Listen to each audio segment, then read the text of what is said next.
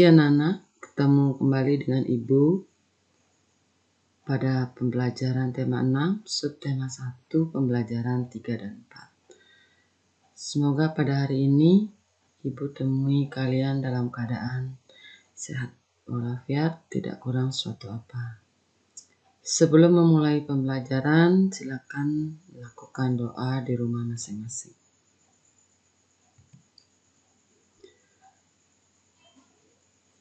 Nah, pada waktu sebelumnya sudah pernah Ibu jelaskan tentang kewajiban. Jadi setiap warga negara itu mempunyai kewajiban untuk mengikuti pendidikan dasar dan pemerintah wajib membiayainya.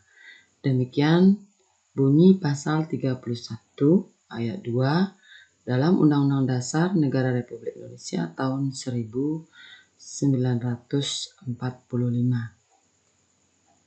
Dengan demikian, maka setiap warga negara yang sesuai dengan umurnya wajib untuk mengikuti pendidikan dasar. Sehingga pemerintah kita membiayai pendidikan di negara kita ini dengan salah satunya adalah dana BOS.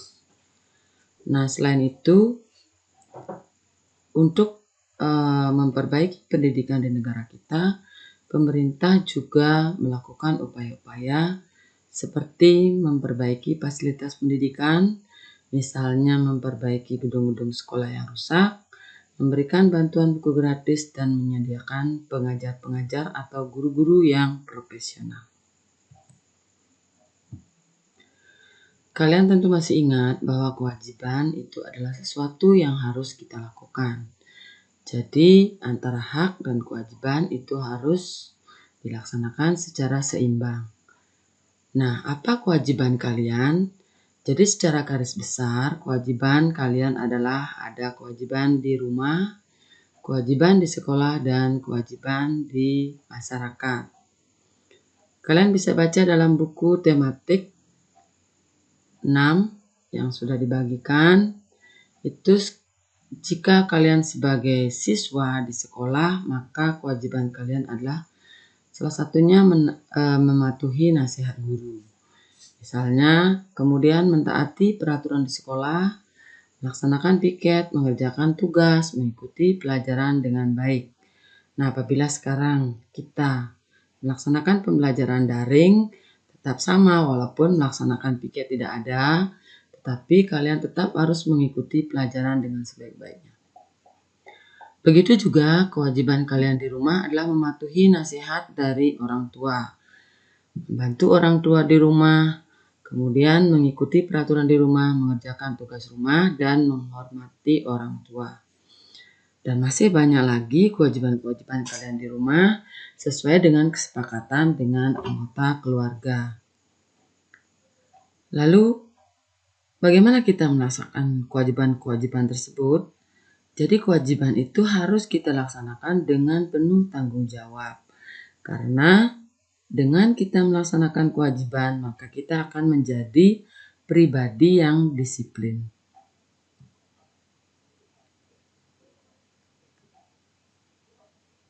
Di dalam upaya-upaya mengisi kemerdekaan, bagaimana kewajiban kita sebagai,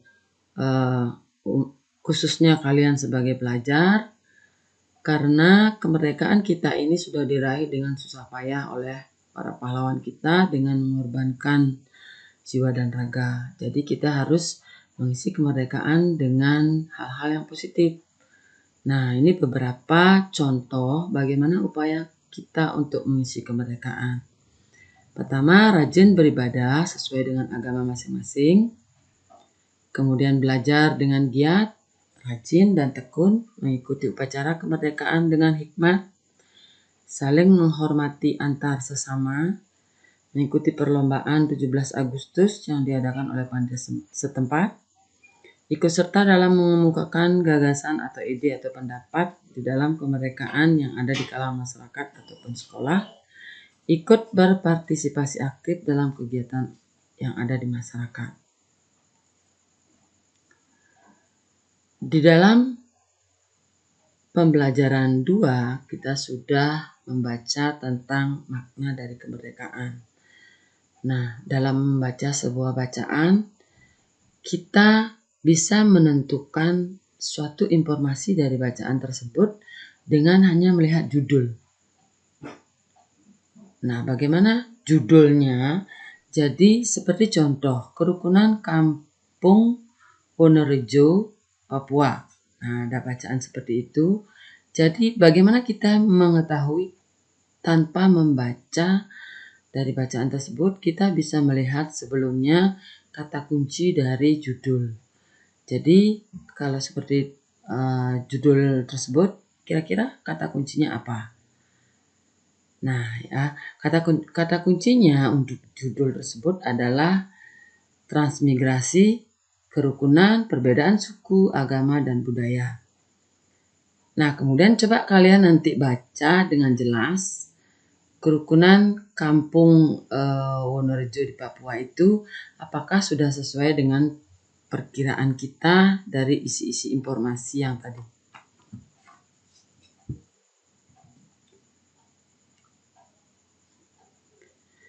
Berbicara tentang kerukunan, silakan coba kalian lihat ini ada gambar dalam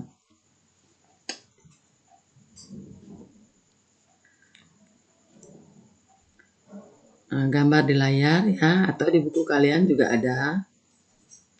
Di sana terlihat ada seorang anak laki-laki dan perempuan, lalu ibu guru juga yang sedang mengurus tanaman ya, mengurus tanaman. Nah, ini juga termasuk kerukunan sebagai warga sekolah. Apa yang sedang dilakukan Siti pada gambar tersebut? Jadi Siti adalah sedang menanam pohon.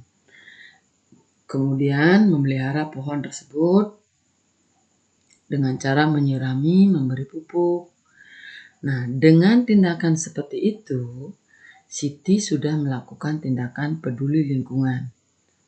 Selain itu, apalagi cara untuk menunjukkan peduli terhadap lingkungan, itu tidak mencoret-coret tembok atau bangku, tidak membuang sampah sembarangan, dan ikut menjaga kebersihan sekolah. Nah, kita juga bisa melakukan tindakan-tindakan kecil seperti itu yang artinya kita sudah peduli terhadap lingkungan di sekitar kita. Coba kalian ingat-ingat apakah kalian sudah melakukan hal-hal seperti contoh yang dilakukan oleh Siti. Kalau sudah, berarti kalian sudah melakukan tindakan peduli terhadap lingkungan. Kemarin Ibu sudah berikan lagu yang berjudul Aku Cinta Lingkungan. Apakah kalian sudah menghafalkan lagu tersebut?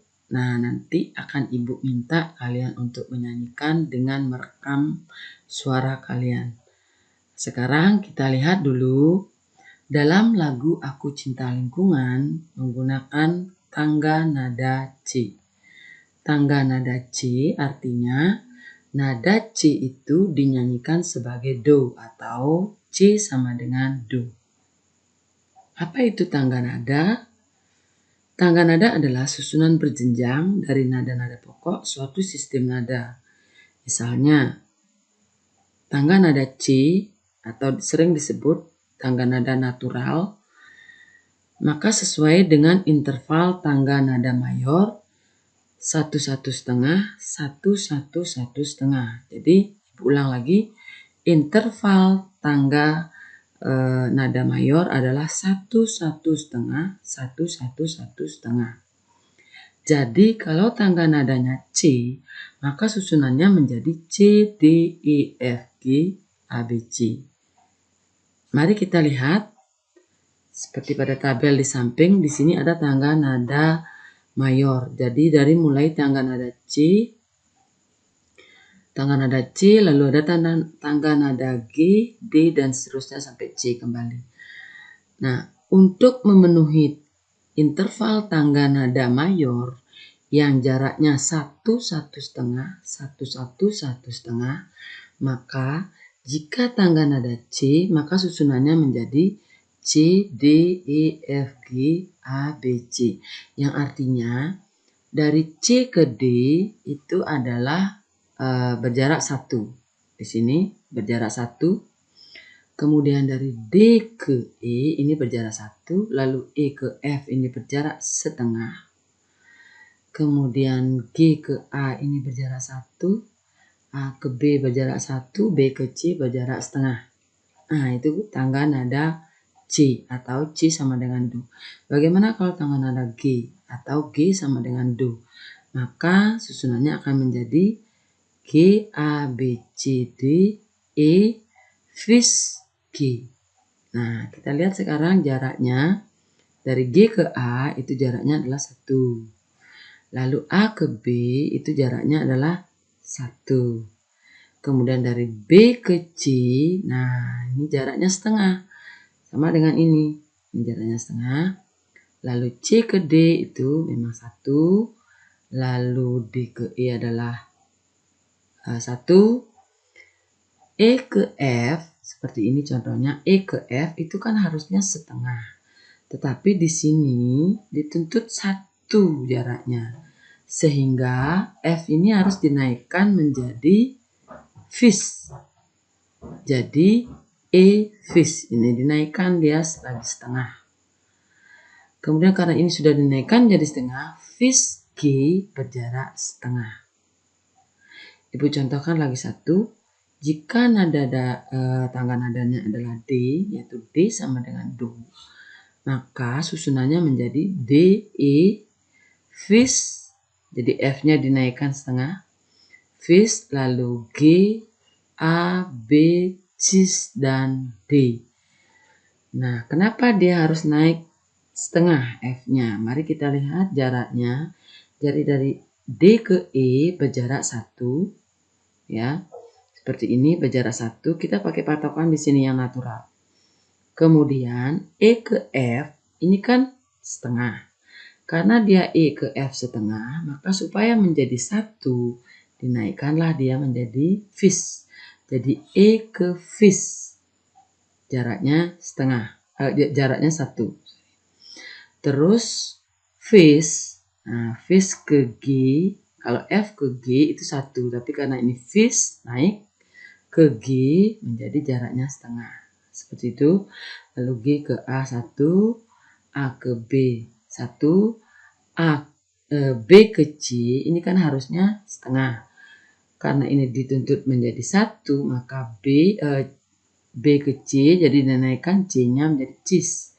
Jadi B ke Cis jadi 1. Jadi Cis ke D setengah. Ya, nanti kalian bisa pelajari yang berikutnya. Kalau tidak jelas nanti bisa ditanyakan.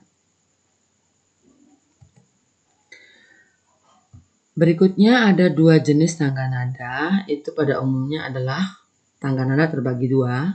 Jadi ada tangga nada diatonik dan tangga nada pentatonik. Tangga nada diatonik terdiri dari 2 lagi. Ada diatonis atau diatonik mayor yang ditunjukkan dengan interval seperti tadi itu 1,1,5, 1,1,1,5. Lalu ada diatonis minor atau diatonik minor yang ditunjukkan dengan interval 1,5, 1,1,5, 1,1. Diatonis mayor pada umumnya untuk lagu-lagu yang riang gembira bersemangat. Sedangkan yang minor untuk lagu-lagu yang haru, sedih, atau hikmat. Nah, nanti kita bisa cari contoh-contoh lagunya yang riang gembira seperti apa. Kemudian yang sedih seperti syukur, lagu syukur itu, hikmat seperti itu. Jadi biasanya memakai tangga nada diatonis atau diatonik minor. Berikutnya ada tangga nada pentatonis. Pentatonis ini terdiri dari tangga nada pelog dan slendro. Biasa dipakai dalam lagu-lagu daerah. Tangga nada pelog memakai 5 nada yaitu Do, Mi, Fa, Sol, Si. Kembali lagi ke Do. Sedangkan slendro memakai 5 nada yaitu Do, Re, Mi, Sol, La. Kembali lagi ke Do. Jadi memakai 5. Kalau yang diatonis memakai 7 nada. Itu bedanya. Nah, untuk kalian peduli terhadap lingkungan, seperti saran Ibu yang pertama tadi, salah satu kegiatan kita, terutama kalian sebagai remaja yang sudah meningkat, remaja ada yang sudah mengalami pubertas, ya. Nanti kalian bisa melakukan kepedulian lingkungan selain di lingkungan kita sendiri, contoh-contoh yang tadi seperti membuang sampah pada tempatnya, bisa juga kalian lakukan dengan kegiatan reboisasi di lahan gundul. Jadi banyak komunitas-komunitas yang melaksanakan reboisasi seperti ini, atau kalian di sekolah bisa ikut grup-grup atau kelompok-kelompok pencinta alam. Kemudian mengadakan atau pengadaan tempat membuang sampah bersama-sama, menanam pohon di sekitar pekarangan rumah, berhemat air dalam kegiatan sehari-hari. Nah, untuk kali ini pada pembelajaran 3 dan 4 Ibu akhiri sampai di sini. Kalau ada yang nanti seandainya tidak jelas, bisa kalian tanyakan pada WA Group. Sekian dan terima kasih.